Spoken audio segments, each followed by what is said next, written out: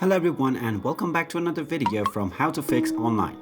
In this video, I'm going to show you how to fix app not installed error on your Samsung and Android devices. So let's get started right away. This kind of error typically occurs with application that you are trying to install from additional sources beside Google Play. So if you downloaded an APK file and try to sideload it on your phone, this kind of error occurs. To prevent this kind of error, make sure that you use the Google Play Store or any other verified Android application store to install your applications, as it is just as simple as tapping the install button after searching your desired application. In case you don't find the application that you want to install on the Play Store, then this is the only case where you should try sideloading from the APK. And this kind of error can always be prevented if you verify the website and the source, and also if the APK file is not corrupt.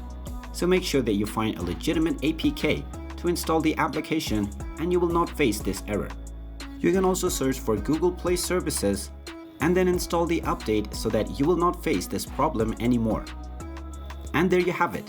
That is how easy it is to fix app not installed issue on your Samsung device. If you find this video helpful, make sure you hit that like button and subscribe to our channel if you haven't done so already.